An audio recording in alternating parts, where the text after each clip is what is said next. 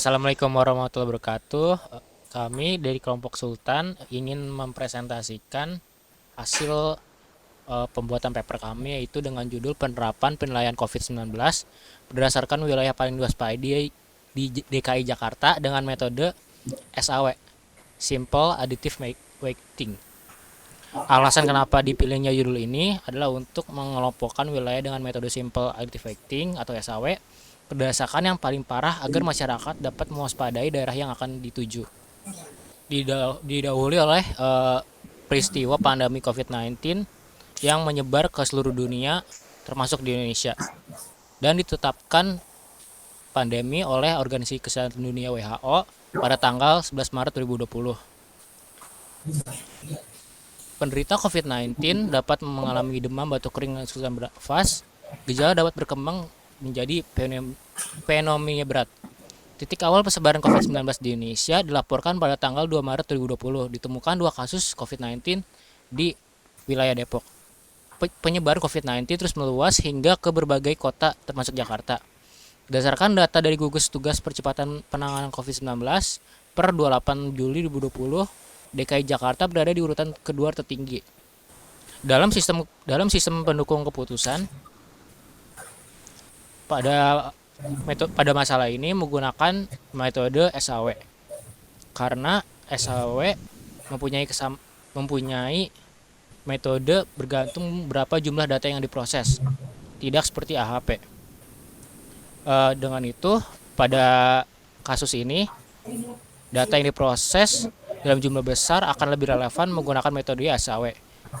Dan apabila data yang akan dimasukkan lebih sedikit, maka menggunakan metode AHP akan lebih relevan untuk diterapkannya. Yang kedua, metodologi. Nah, di sini metode yang kita pakai untuk penilaian COVID-19 berdasar wilayah yang paling diwaspadai di DKI Jakarta adalah dengan metode Simple Additive Weighting atau disingkat SAW. Metode SAW juga biasa disebut dengan metode penjumlahan terbobot. Konsep dasar dari metode SAW adalah dengan mencari penjumlahan terbobot dari rating kinerja pada setiap alternatif di semua atribut. Metode SAW ini membutuhkan proses normalisasi matriks keputusan ke dalam suatu skala yang nantinya dapat dibandingkan dengan semua rating alternatif yang ada. Data pada topik ini dipilih berdasarkan kriteria pembahasan suatu kasus terhadap wilayah dengan data yang telah terjadi dan bukan data kemungkinan terjadi. Untuk data alternatif di setiap kriteria kita dapatkan dari website data.jakarta.go.id pada tanggal 2 Oktober tahun 2020 yang bisa diakses oleh publik.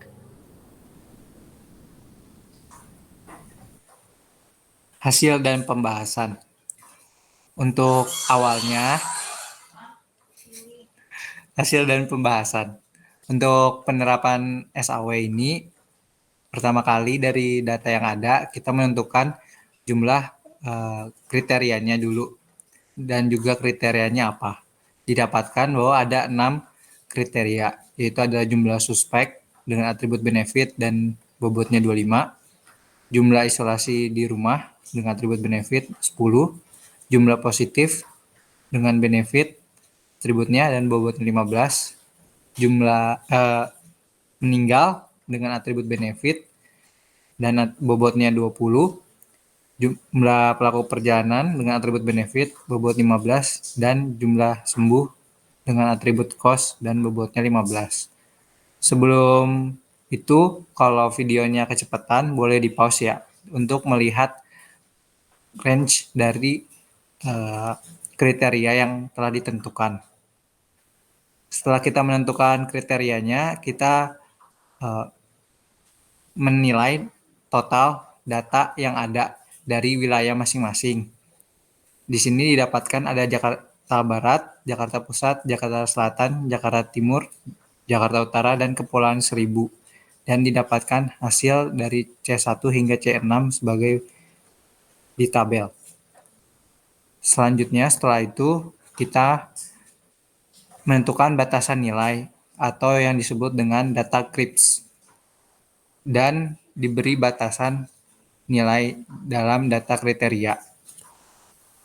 Contohnya pada C1 dengan jumlah suspek dengan krips kurang dari 4.000 dengan nilai 20 hingga jumlah suspek kurang dari 24.000 dengan nilai 100. Lalu selanjutnya C2 dengan jumlah isolasi di rumah dengan data krips kurang dari 100 dengan nilai 20 hingga C2 jumlah isolasi di rumah dengan data krips kurang sama dengan 2.500 dan nilai 100.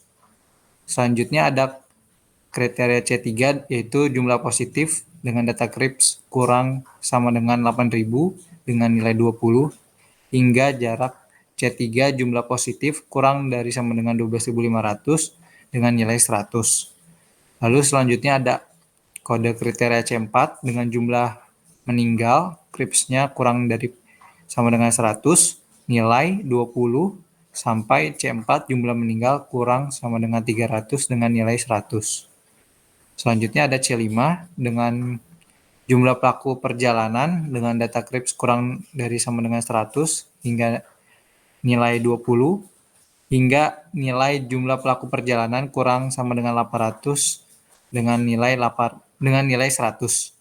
Yang terakhir ada kode C6 yaitu dengan jumlah sembuh, kripsnya kurang sama dengan 6.000, nilainya 100 hingga C6 jumlah sembuh kurang sama dengan 9.500 dengan nilai 20. Lalu kita buat tabelnya seperti berikut dengan penyesuaian nilai pada tabel data alternatif yang telah kita tentukan. Lalu kita masukkan nilainya hingga didapati nilai sebagai berikut.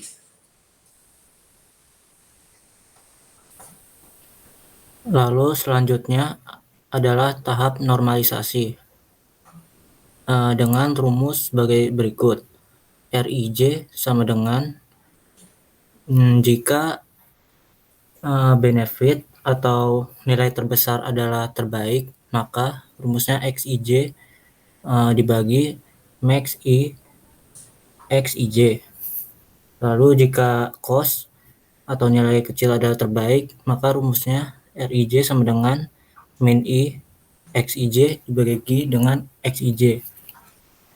Jadi contoh perhitungannya seperti ini. Contohnya perhitungan normalisasi pada benefit C1 di A1 berarti kita memakai rumus XIJ dibagi max I XIJ. Jadi XIJ-nya adalah 60 dibagi max IJ, XIJ-nya adalah 100, jadi 0,6 hasilnya. Lalu contohnya dari cost ada pada kriteria 6 pada alternatif 1 dengan rumus min I XIJ dibagi XIJ. Jadi min I XIJ-nya adalah 20 dibagi dengan XIJ-nya yaitu 60. Jadi 0,3 hasilnya.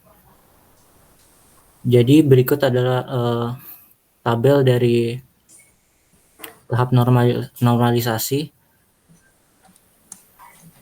dan berikut adalah hasil perhitungannya dari setiap kriteria pada masing-masing alternatif.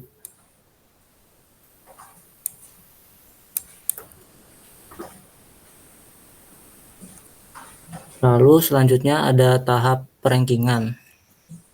Jadi pada tahap perankingan ini rumusnya adalah V1 atau ranking untuk setiap alternatif sigma N J sama dengan 1 W1 atau WJ atau nilai bobot dari setiap kriteria dikalikan dengan RIJ atau nilai rating kinerja ternormalisasi. Nah, contoh perhitungannya adalah misalkan pada alternatif 1 dengan nilai bobot kriteria 125 dikali dengan 0,6, lalu nilai bobot C2 10 dikalikan dengan nilai yang ternormalisasinya 0,8 lalu C3 15 dikali 0,8, lalu C4 dengan nilai bobot 20 dikali 1, lalu ada C5 dengan nilai bobot 15 dikalikan 0,6, lalu yang terakhir C6 dengan nilai bobot 15 dikali 0,3, lalu dijumlahkan dengan hasil total 72,8. Jadi berikut ini adalah tabel hasil dari perhitungan untuk perankingan. Jadi didapati dengan nilai tertinggi atau rank pertama didapati yaitu alternatif keempat dengan total nilai 92. Lalu berdasarkan hasil perhitungan simple additive weighting atau SAW, dari hasil perankingan dapat dilihat pada tabel berikut ini. Ya, jadi dengan ranking 1 yaitu yang paling diwaspadai adalah Jakarta Timur dengan total nilainya 92 dan seterusnya.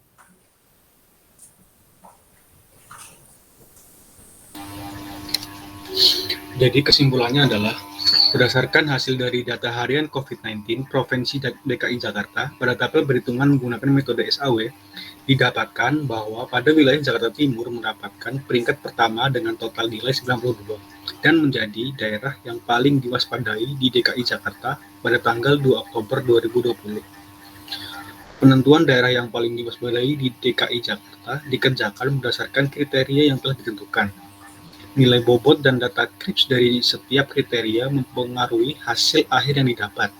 Dengan penilaian menggunakan metode SAW ini dapat mengetahui, menghindari, dan meminimalkan orang-orang saat bepergian terjangkit penularan COVID-19.